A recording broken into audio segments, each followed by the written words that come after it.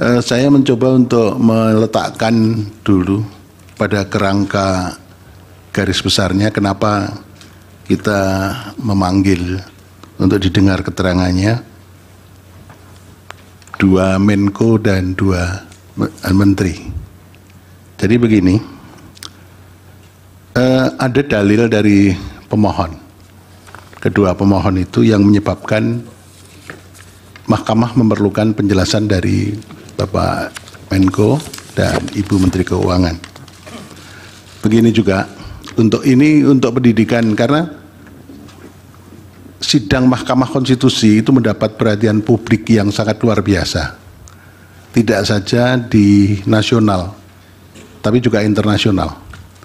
Saya pada waktu terakhir ditugaskan Mahkamah Konstitusi ke Venice, itu ada pertemuan Biro MK sedunia. Saya hadir di sana. Para ketua asosiasi MK yang hadir di situ dari seluruh dunia, benua-benua itu mewakili benua-benua, menanyakan kepada saya mengenai Pilpres dan Pileg di Indonesia. Jadi ini mendapat perhatian yang sangat luas, sehingga ada pendidikan sosial, ada pendidikan politik yang harus kita lakukan dalam persidangan ini. Oleh karena itu perlu saya sampaikan, ada payung yang harus saya sampaikan atau kerangka yang harus kita sampaikan dulu. Kehadiran Bapak Menko dan Ibu Menteri ini kenapa tidak disumpah? Mungkin ada pertanyaan itu. Beliau itu tidak disumpah karena sumpah jabatan yang dilakukan di istana pada waktu dilantik menjadi menteri melekat sampai pada waktu memberikan keterangan di persidangan ini. Jadi Bapak Menko dan Ibu Menteri itu memberikan keterangan di sini di bawah sumpah di pengadilan. Kemudian yang kedua begini, saya kebetulan hakim konstitusi di antara kita bersembilan, itu yang terlibat mengadili Pilpres dan Pileg 3 kali. Jadi saya mempunyai pemahaman yang agak komprehensif, mendalam. Pilpres kali ini lebih hiruk pikuk. Pilpres kali ini diikuti dengan beberapa hal yang sangat spesifik yang berbeda dengan Pilpres 2014 dan Pilpres 2019. Ada pelanggaran etik yang dilakukan di Mahkamah Konstitusi, dilakukan di KPU, dan banyak lagi yang menyebabkan hiruk pikuk itu. Nah, yang terutama mendapat perhatian yang sangat luas dan kemudian didalilkan oleh pemohon itu cawe-cawenya kepala negara. Nah, cawe-cawenya kepala negara ini Mahkamah sebetulnya juga kita memanggil kepala negara Presiden Republik Indonesia. Kelihatannya kan kurang elok. Karena presiden sekaligus kepala negara dan kepala pemerintahan. Kalau hanya sekedar kepala pemerintahan akan kita hadirkan di persidangan ini. Tapi karena presiden sebagai kepala negara, simbol negara yang harus kita junjung tinggi oleh semua stakeholder, maka kita memanggil para pembantunya. Dan pembantunya ini yang berkaitan dengan dalil pemohon. Kenapa kita panggil? Itu karena begini. Dalil pemohon mengatakan keberpihakan lembaga kepresidenan dan dukungan Presiden Joko Widodo dalam Pilpres. Nah, itu kemudian memunculkan beberapa hal. Satu, cawe-cawe yang sudah saya sebutkan tadi.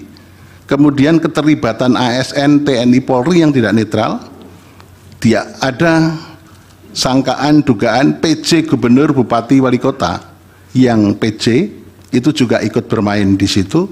Ini sangkaan atau dugaan yang perlu dibuktikan di persidangan ini. Kemudian ada peran serta lurah kepala desa juga yang ikut cawe-cawe, ikut menggalang massa, dan kemudian bansos yang dianggap mempunyai korelasi dengan elektoral. Tapi ternyata dari berbagai diskusi, bansos itu elektoral lebih berkaitan, dalam persidangan ini muncul, lebih berkaitan dengan elektoral pada Pileg legislatif. Nah, ini mungkin Pak Erlangga nanti bisa Jadi yang partai yang naik pesat suaranya adalah Golkar. Nah ini yang mungkin nanti bisa direspon, ya. Dari situ kita begini. Yang pertama perlu saya sampaikan, kita itu untuk menjadi pelajaran kita bersama. Saya tidak menggurui Bapak Menko, Ibu Menteri Keuangan dan semua pihak. Saya tidak punya pretensi menggurui. Saya akan mengatakan begini. Teori yang saya kembangkan, negara Indonesia itu adalah negara yang religious welfare state. Sementara orang Indonesia baru mengatakan Indonesia negara welfare state. Tapi kalau saya mengatakan Indonesia adalah negara religious welfare state. Artinya kesejahteraan tidak hanya yang lahir maupun yang lahir, tapi mau batin juga. Tapi sementara dalam teori yang berkembang hanya disebut welfare state. Tapi kalau saya mengatakan karena ideologi Pancasila, sila pertama, maka Indonesia adalah negara religious welfare state. Kemudian kita harus membangun peradaban, hukum yang negara hukum yang demokratis dan berketuhanan. Dari sini maka Bapak Ibu sekalian, kita ingat sekali pesan dari The Founding Fathers. Yang penting pada kesempatan ini perlu saya sampaikan adalah semangat penyelenggara negara. Semangat penyelenggara dan semua stakeholder harus mempunyai etiket yang baik dalam mengelola negara. Etiket baik itu berdasarkan etik, moral, hukum, dan nilai-nilai sosial budaya yang berkembang di Indonesia. Itu semua diorientasikan pada kepentingan kesejahteraan rakyat. Ini yang harus menjadi pedoman kita.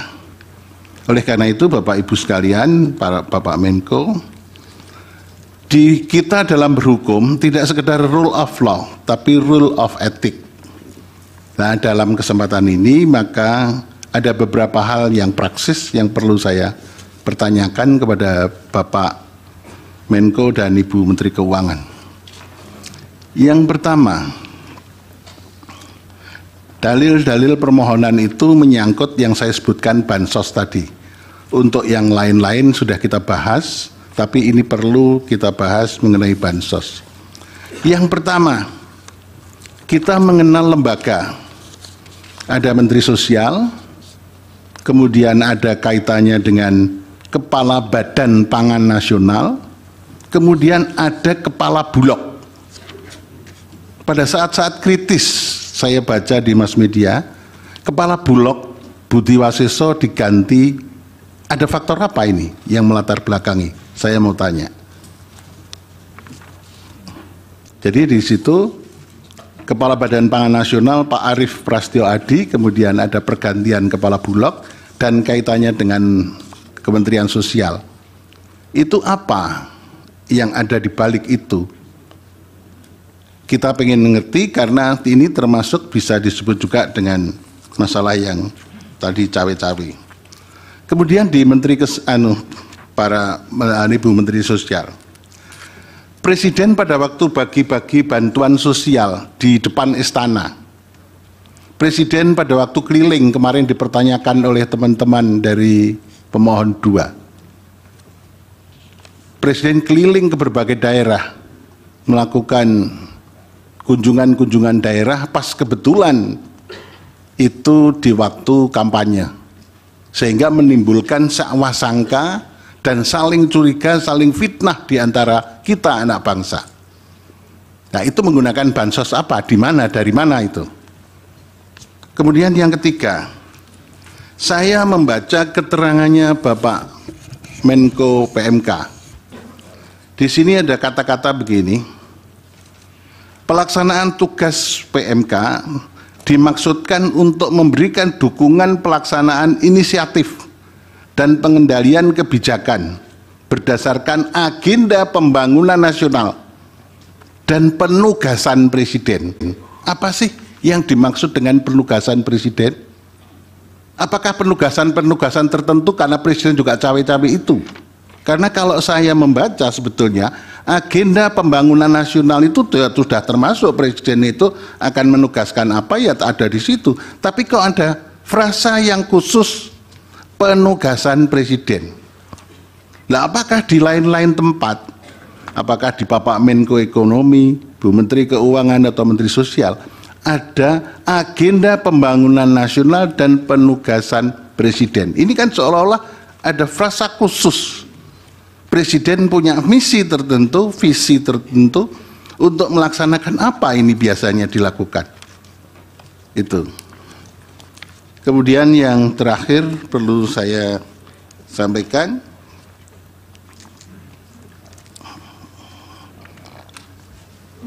iya, ini catatan saya belum ketemu, nanti saya mungkin bisa sampaikan.